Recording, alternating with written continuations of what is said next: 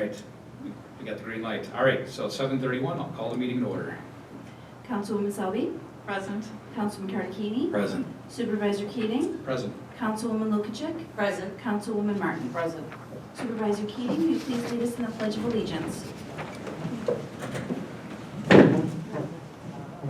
I pledge allegiance to the flag of the United States of America and to the republic for which it stands, one nation, under God, indivisible, with liberty and justice for all.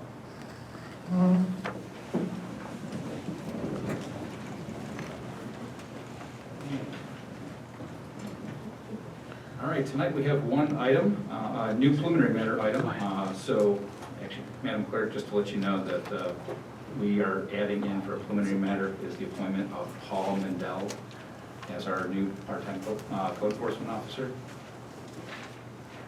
So, with that being said, I will, actually, I'm going to let Councilman Cardicchini handle that item tonight. So if you'd like to take the appointment, you want to make the motion on that?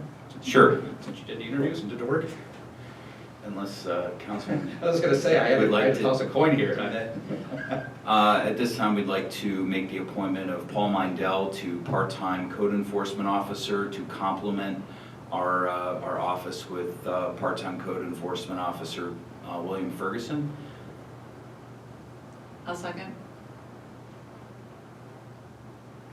Councilwoman Selby, Yes. Councilman Cardicchini, Yes. Supervisor Keating, Yes. Councilwoman Lukacek, Yes. Councilwoman Martin. Yes. Motion carried. All right, great. Moving along to item number 2, regular business. We have the correction and adoption of minutes from the March 3rd, 2021 Town Board meeting. And Councilwoman Lukacek, do you mind taking that item tonight? The adoption of the minutes. I did not have a chance to read the minutes, Oh, so no. I'm going to excuse myself. No for problem. that. Councilwoman Martin? Thank you, Supervisor. I did take a chance to look through the minutes and I found no discrepancies. So I make a motion to accept the minutes from the March 3rd board meeting. I'll second. Councilwoman Selby, Yes. Councilman Cardicchini, Yes. Supervisor Keating, Yes. Councilwoman Lukacek, Abstain? Councilwoman Martin. Yes. Motion carried. Okay, item number 2 under regular business is the consideration of all fund bills. And, Councilwoman Selby, do you mind taking that item tonight? Yes, I'd like to make a motion to pay all the consideration of the fund bills of $100,562.88. I second? Councilwoman Selby, Yes. Councilman Cardicchini, Yes. Supervisor Keating, Yes. Councilwoman Lukacek, Yes. Councilwoman Martin. Yes. Motion carried. All right, moving right along. Item number 3 under correspondence tonight, we have a letter from National Field regarding highway and municipal construction projects. That's been received and filed. And also, the second item is the February 2021 income statement from my office. That's been received and filed. Item number 4 under new business is requests from the floor. It's a 3-minute time limit per person. It's great to be back in person and see some people in the courtroom. So any residents who would like to speak to any matter regarding the town, feel free to come up to the microphone, state your name and address. You have 3 minutes.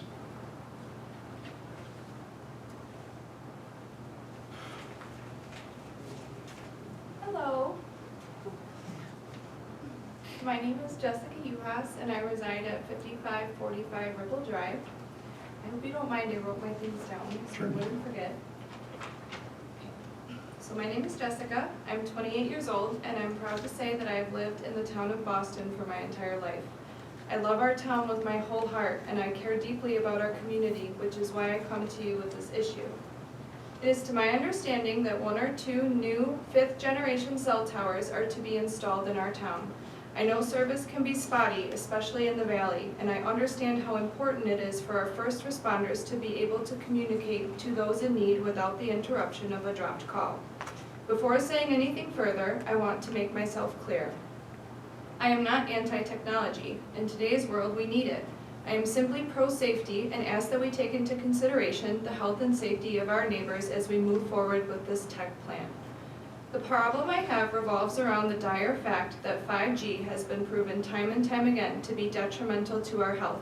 There are countless scientific studies proving that this micromillimeter wave technology alters our DNA on a cellular level. causing cancer, brain tumors, deformities in children, and death. Millions of people all over the nation are standing up to this issue with great success. More than 230 scientists from 41 nations who have published over 2,000 peer-reviewed papers on electromagnetic fields in biology and health have signed something called the International EMF Scientists' Appeal. Towns like Calabasas, California, and Baton Rouge, Louisiana, are banning small cell towers from being placed on residential streets and near schools. All we are asking is for the telecom companies to prove the safety of this technology. The FDA has urged wireless companies to conduct appropriate health and safety studies for 5G. The sad truth is, not one telecom company has complied. To quote Senator Richard Blumenthal, "There really is no research ongoing. We're kind of flying blind here as far as health and safety is concerned." Boston's telecommunication laws have not been updated since June 16, 1997. Although there are some fantastic guidelines in place, there are many loopholes that these companies can manipulate to their benefit. Some of our laws are just way too general. We need to provide these telecoms with instructions, not just recommendations. For example, in regards to tower placement, Section 123-128.1, Part D-5 states, "It is preferred that telecommunication facilities be located more than 1,500 feet from the nearest resident's property, provided that there is a technologically feasible location available at a commercially reasonable rate." This is great that we have this in place, but instead of the word preferred, we should be saying required. Cell towers do not belong near homes. Let me be clear, I am asking that we update our telecom laws and include solid rules instead of guidelines. Cell towers do not belong on light posts on residential streets. Cell towers do not belong near schools, playgrounds, police stations, or homes. We should require, not just encourage these companies to co-locate their antennas on the same structures. Did you know that the town has the ability to hire an outside independent consultant without ties to the wireless company at the expense of the telecom company to see where the best place to install a cell tower is? I have been working closely with a non-for-profit called Americans for Responsible Technology, and they have educated me on how to properly review our laws and are willing to lend us a helping hand with revisions. With the rollout of 5G, there are decisions we can make that will affect daily life for every member of our community. If we act now, future generations will most definitely thank us. I am no fool. I know there is a bigger bone to pick than simply altering our laws, but I urge us to start here at home together.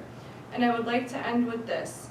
In regards to national pushback on 5G, Verizon Wireless's 2021 annual report states, "Our wireless business faces personal injury and wrongful death lawsuits relating to health effects of wireless radio frequency transmitters.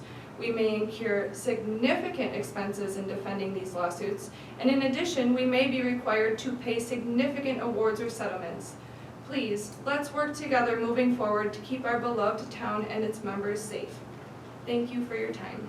I'm sorry, can you repeat your name again, please? Sure, my name is Jessica Uhas, Can you spell your last name? Yuhas. Thank you.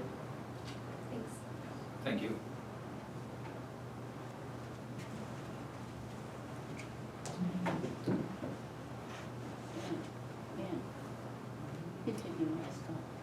Richard Hawkins, 6892 Pin Oak Drive, Boston, New York. I know our website has been blowing up this last week, and I'm sorry that Bob is not here tonight, because I'm sure he could answer a lot of the questions that people are having. But on Pin Oak, I've had 2 or 3 of the residents come to me because it seems that the stone did not adhere to the road, and that people are complaining that it's 8 to 10 feet into their yards, and they're trying to rake, sweep, do anything they can do to try to get it out of the yards before they have to start mowing and start throwing stones all over the place. In fact, I raked mine up. It was at least 10 feet into my driveway, the other side of my flagpole, and it's now sitting in 2 piles outside of the road. I've called twice to the highway and left messages because nobody picked up. It was during working hours. In fact, it was around 1 o'clock or so, but nobody's even responded back and said that we'll come and pick them up or anything. So I'd appreciate it if somebody could get something out there and try to get some of that stone picked up. Thank you.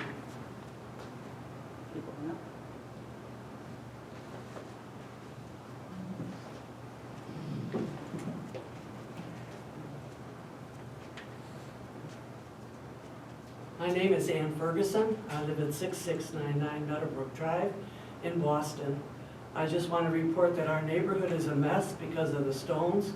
And my biggest question is when we start to mow our lawns, I know that some of this property in the front belongs to the town, but when we start to mow our lawns and the stones get thrown, who is that person going to sue? The town or me? So I am very upset about all the stones. I don't know what to do about it. The grass has to be cut. And I don't know legally, am I responsible for these stones being thrown? You try very hard not to throw them at somebody. You know they're coming down the street, but with the tractor going, you don't always hear them. So you're liable to throw a stone right at somebody's leg, and it could be a diabetic, they could lose a leg. And there's a big lawsuit there, so I'd like to know, who they're gonna sue. Thank you.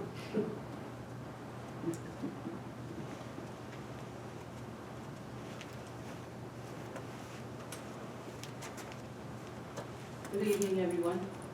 I'm Sharon Bolger, and I also live on Meadowbrook Drive, single person, and I also have the same problem with the crushed stones. And the problem is, how do we get the stones off the lawn? Raking is impossible. Taking a wide broom, it doesn't do anything. It doesn't push the stones at all.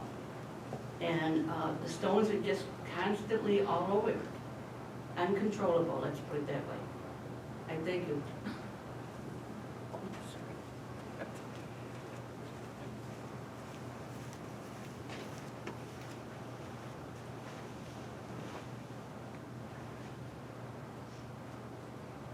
Anyone else?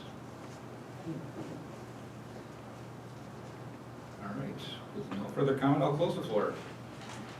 Thank you for the feedback. All right. Item number 2 under new business tonight. We have a request for reappointment from Mitch Tucker to the Conservation Advisory Council. Councilwoman Martin, would you like to take that on? Thank you, Supervisor, I'd be happy to. We received Mitch Tucker's resume and a letter asking for his reappointment as the chairman for the Conservation Advisory Council. And I've been talking with Mitch and working closely with the council, and I definitely will recommend him and make a motion to accept his appointment. I second. Councilwoman Selby, Yes. Councilman Karakini, Yes. Supervisor Keating, Yes. Councilwoman Lukacek, Yes. Councilwoman Martin. Yes. Motion carried. Was there, that was for chairman, was there a term for member? There's also a separate term for member, yes. What is that term for the member? It should be right on. Right on the cover, Kelly, no, in pen. On the next page? The cover that you got right there, there you go. You see, The handwritten. writing there? It says Oh, terms. I'm sorry, the term okay. for chairman is to 12/31/21 and member 3/1/2023. Okay, thank you.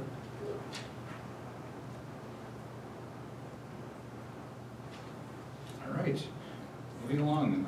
Item number 3 under new business, we have the use of facility for the Trooper David C. Brinkerhoff Foundation 5 and 10K race. And Councilwoman Sully, would you like to take that item tonight? Thank you, Supervisor. I'd like to make a motion to approve the application for use of facility for the Trooper Brinkerhoff Foundation. This event is on June 19th, and the setup is 3 to 8 on the night before, on the 18th, and the time of the event is from 7 in the morning, starting till 2 in the afternoon. They're going to be using the line shelter, bathrooms, and community room. I'd like to make this motion to approve this application. I'll second. Councilwoman Selby, Yes. Councilman Karakini, Yes. Supervisor Keating, Yes. Councilwoman Lukacek, Yes. Councilwoman Martin. Yes. Motion carried.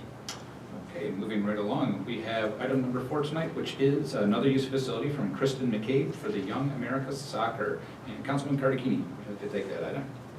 Thank you, Supervisor Keating. We have an application for use of facility from Young America Soccer. Krista McCabe is responsible for this as the coach. They've attached an addendum for their schedule. Their time is 6 to 7:30 p.m. for soccer practice, They're requesting the North Boston Park Fields. Are there any date conflicts, Town Clerk? Those dates are available. Thank you. I make a motion that we accept this application for use of facility. I'll second. Councilwoman Selby, Yes. Councilman Cardicchini, Yes. Supervisor Keating, Yes, I do also want to add that I did speak with the soccer group, and they will be following all, at that time, whatever the current existing reopening plan from New York State is. But yes. Councilwoman Lukacek, Yes. Councilwoman Martin. Yes. Motion carried. Okay, moving right along. Item number 5 under new business, we have a use facility for the Conservation Advisory Council's annual fishing derby. Councilwoman Martin. Thank you, Supervisor. We received an application for use of facility for the fishing derby. Date requested is May 8th. I'm having problems with the 5 today. From 10 to 1, the setup is 8 a.m., takedown 2 p.m. using the line shelter and bathroom facilities and ponds. And I know that we do have a plan in place to follow the New York State guidelines for that time period. So I make a motion to accept that use of facility. I'll second. Councilwoman Selby, Yes. Councilman Cardicchini, Yes. Supervisor Keating, Yes. Councilwoman Lukacek, Yes. Councilwoman Martin. Yes. Motion carried. Item number 6 under new business tonight is Resolution 2021-21, which is authorizing the purchase of a Western Star 4700 dump truck for the Highway Department use. Councilwoman Lukacek, would you like to take that? Thank you, Mr. Supervisor. The Boston Highway Superintendent has identified a need for the new dump truck to support highway operations and to replace an obsolete dump truck. He's identified that the town can procure by piggybacking pursuant to the General Municipal Law 10316 off of Cattaraugus County's bid for their DPW. The award date was December 27th, 2019. The truck cabin chassis with an extended warranty, dump body, plow equipment installed pursuant to the highway superintendent's specifications for a price not to exceed $211,858. I make a motion we approve resolution number 2021-21. I'll second. Councilwoman Selby, Yes. Councilman Cardicchini, Yes. Supervisor Keating, Yes. Councilwoman Lukacek, Yes. Councilwoman Martin. Yes. Motion carried. Okay, item number 7 tonight is Resolution 2021-22, which is to approve the Code Red Service Agreement. And Councilman Cardicchini, would you like to take that item? Thank you, Supervisor Keating. I'd like to make a motion that we approve Resolution 2021-22, which continues our Code Red service agreement in the amount of $3,200. Second. Councilwoman Selby, Yes. Councilman Cardicchini, Yes. Supervisor Keating, Yes. Councilwoman Lukacek, Yes. Councilwoman Martin. Yes. Motion carried. All right. Item number 8 under new business is the approval of the 2020 service award points for the Boston EMS and North Boston Volunteer Fire Company. Councilwoman Martin, would you like to take that item? Why do I not have Those were the documents that we passed earlier, that we audited, the 2 folders. it? Okay, so Oh, I'm just going to make a motion Motion. to, okay, I'm going to make a motion to accept the Penn Service Awards for both. Do you want me to do both? You can do both in one motion. Okay, one motion to accept the service awards for both the Boston Emergency Squad and the North Boston Fire Department. I'll second. Councilwoman Selby, Yes. Councilman Cardicchini, Yes. Supervisor Keating, Yes. Councilwoman Lukacek, yes. Councilwoman Martin. Yes. Motion carried. All right. We have no other new business, no old business, so we'll move on to reports and presentations. Councilwoman Selby, go right ahead. You have the floor. Thank you. I just want to express the issues of the snow melting so quickly. We had 4 feet of snow and now we have 0, and what that means is people have some drainage issues. So I'm sorry to say I've gotten several complaints and issues, and I do have a meeting tomorrow morning with our drainage committee. They have a plan in place, And I've scheduled a Zoom meeting, they scheduled one with me, so that we can review this particular area on Sunset and Robin that especially got hit hard. And I'm hoping that they give me some answers so I can give the residents some answers. So we'll see how that goes tomorrow. Thank you for, it was very interesting to hear from Jessica. I did not know a lot of those things, so thank you for that information. I really appreciate it, and it's not the first time we heard about the rocks, so our phones have been blowing up on that one too, so hopefully we can work with the supervisor to resolve those issues. Besides that, thank you, that's all I have. Okay, Councilman Cardini, My hair's not that long. coming out of COVID, coming out of quarantine.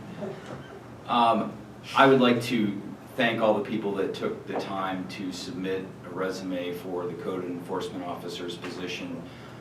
It was an honor to meet every applicant. I'd also like to thank Councilwoman Selby for bringing some of the framework that we used. We reviewed every person, got the same set of questions in the same order. We scored everything the same way, and it really made the process a lot easier when we presented to the board tonight in executive session, so I did want to thank you for that. Thank you. Made a big difference. But the applicants, we really had, it was not an easy decision for us to make, and I, again, would like to thank all the people that submitted resumes or had interest in the position. You know, that's what it should be. Regarding the roads and the stones, I'll echo Kathy's sentiment. We have all heard about this. Unfortunately, when you're limited in this area, certainly as it pertains to weather, I think everybody would agree on that. There's only so much you can do. You know, you really can't do road maintenance in the winter months at all, but it's how you address the issues that come forth after the winter. And I'm sorry that our highway superintendent isn't here tonight. I believe that's because he's following the New York State guidelines based on, you know, travel. But I'm certain that these issues will be reviewed. I know that the highway department last week was out sweeping stones and trying to get the loose material off the roads, which certainly is a step in the right direction. But, you know, as you know, the snow melts and we start to enter spring, you know, there's always a lag period. So I just ask everybody's patience while that gets sorted out. We're very aware, I think, you know, anybody, I certainly have that issue too. So something we collectively are going through as a town. So I would like to just acknowledge that we hear you, we understand the problem, and I'm certain it'll be addressed. And I'd like to thank Jessica tonight for coming out. You did a great job presenting that, and I'm glad that you joined us tonight to present the issues. That's all I have tonight. Thank you. Councilwoman Lukacek, you have the floor. Thank you, Mr. Supervisor. The zoning board for meeting for April 1st was canceled due to lack of agenda items. Their next scheduled meeting would be the first Thursday of the month, May 6th, and that would be anticipating they have one. It will be in the town hall. The planning board, their next scheduled meeting would be the second Tuesday of the month, April 13th. And as they don't have any agenda items as of yet, if they do, they're going to probably do it as a virtual until they get something that's more complex where they would want to be face-to-face with the applicant. And I want to extend a big thank you out to Kathy and Selby and Mike Cardicchini for taking on the code enforcement interviews. The way it was scheduled and handled was awesome, and want to thank the applicants for taking the time to do that and their interest. We had a lot of great folks, so it was a difficult decision. So thank you all for your time. And that's all I have right now. Thank you. Thank you. Councilwoman Martin, you have the floor. I have to say, I hate being last because everybody's already said everything I wanted to say. All right, I'll start with you next time. Please do. Thank you, Kathy and Mike, for your efforts with taking on all the interviews. That was great, and I'm glad that as a board we all agree that we picked the proper candidate. Jen, again, your help with the ZBA has been just wonderful. Jessica, if you could stay behind, I'd like to get your email. I really appreciate the info, and I'm gonna do a little research of my own. That's all I have tonight. All right, thank you very much. Madam Clerk, you have the floor. Thank you, Supervisor Keating. Well, I am certainly glad we were back in person for these meetings. It was a year ago that the town hall closed. It was March, I believe it was March 17th, because we had tax collection. March 15th fell on a Sunday, so we collected taxes on Monday, the 16th, and then the town hall was closed. So it's wonderful to be back, and I hope we can stay this way. The town clerk February 2021 report has been submitted to Supervisor Keating. Town and county tax collection was due on March 15th, and now we are in the penalty phase, and we will continue to collect until June 30th. Churchill Memorial is hosting a drive-through fish dinner on March 26th, 4:30 to 7 p.m. That is all pre-sale. It's $12. The phone number for that pre-sale is 336-9000, and we're to order those by March 19th. And for more information, that can be found on the boston-ny.com website. And the Boston Fire Company is hosting a takeout rib dinner on March 28th, 11 a.m. to sell out. And I do want to recognize Margaret Dirk. She is sitting behind us up here. I appointed Margaret as my part-time deputy in January, and she had come into the office, and right away we had we were preparing for tax collection. So I've been very appreciative that she's been here. In the past, I was able to have volunteers help with preparation with the tax collection. If there were receipts, they could stuff those envelopes, or run a tape or something for me for checks. And so I wasn't able to have that this year, so I was very thankful to have Margaret. And so leading into that, Lois will be retiring the end of March. Most people in this room know this, because if you've talked to her for more than 5 minutes, she has told you. I am very happy for her.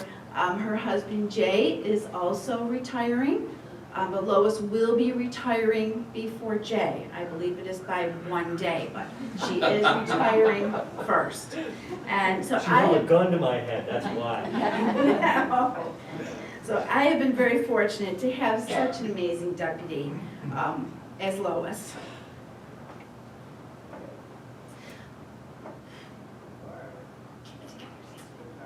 I didn't have that. What I needed, I didn't have that shot in beer. So I have been town clerk for just over 3 years, and I've been fortunate enough to have Lois as a deputy.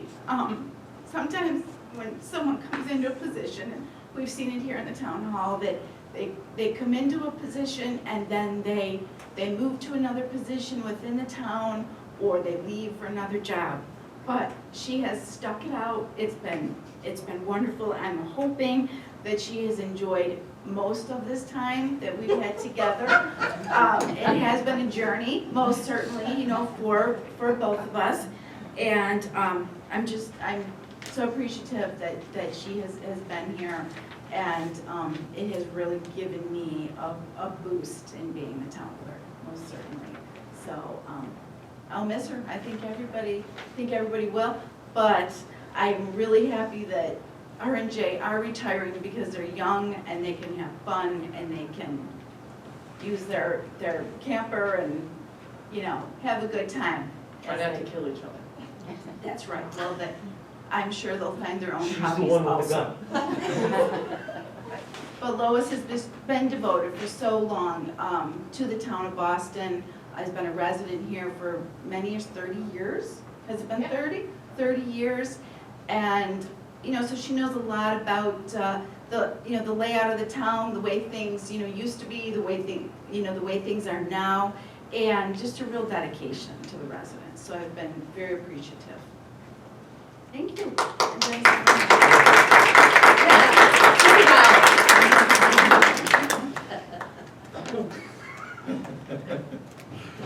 Well, certainly, Yeah, we're gonna miss Lois. I've said that every time we put together a town board agenda. After time years, I will admit, I kind of tease Lois about, oh, it's almost that time, it's almost that time. And yeah, we'll miss you and all the work you put in for the town, so thank you for everything you've done for the town and all the support you've not only given our town clerk, but of course us on the town board, because again, we're a team, so that's one thing we've always all talked about, that we all work together. So thank you for everything. I certainly appreciate it. We don't want to steal Sandy's thunder either. So. No. I did want to report that the public employer mandatory emergency plan for the town of Boston is complete. That was something that the governor signed into law on Labor Day of last year. It was required to be on file with the collective bargaining agreements, and then that is something that goes forward. Essentially, the emergency plan is to manage a pandemic. Erie County has the Erie County Hazard Mitigation Plan that they are working on, which will potentially tie in and coincide with that. These are two plans that have to be done. The one is actually a matter of state law. So again, if you work for any public employer, schools, towns, etc., they are required to have this on file, share with their employees, put out to their website. So in the very near future, you'll see this out on the town website. You'll see the breakdown. And it's technically a living document because, let's face it, right now we're dealing with a lipid-based virus. Who knows? And God hope, I'm not even going to say years, decades from now, we might be dealing with something else that's not something that none of us can possibly fathom. So that'd be a living document that then we can work with our town's emergency manager, emergency services, and truly the oath of office that we all take is to protect the health, safety, and welfare of all citizens. So just want to report that that has been officially completed. The town is watching, myself, especially as the town supervisor. We are watching the state budget, which is going to be filed on April 1st. AIM payments have been on many calls regarding AIM. The acronym AIM is Aid and Incentives for Municipalities as Unrestricted Funds. Initially, the governor said that he was going to restrict up to 20% of that funding, but that is sales tax. I won't get on my soapbox too much here in the town board meeting, but I will say it's sales tax. It comes through the county, and it really should not be restricted at all. That's your tax dollars, but like I said, I won't get on my soapbox too much, but we are watching that. So far, some of the discussion in Albany, at least as of today, that it doesn't look like it's going to be restricted. We'll see. Again, the clock is ticking down, so we'll see how that goes. A couple other things that do affect the town as well, though, is the extreme winter recovery. There's been a lot of legislative push from these Assembly and Senate for extreme winter recovery, because that was something that was potentially eliminated. We'll see how that shakes out. But extreme winter recovery, the highway truck that we just approved tonight, some of those funds can be used for that type of equipment. If that's eliminated, we start looking at other ways to fund those large ticket items. Bless you. And last but not least, CHIPS. And the acronym for CHIPS is Consolidated Local Street and Highway Improvement Program. That funding is also used for highway equipment, and there's some discussion on, while it's not going to be necessarily restricted, there's discussion that it has not been built up since 2013. It hasn't been increased at all. So the analogy that I bring to the table, that I use with residents and other people that I speak to on different Zoom calls in today's world,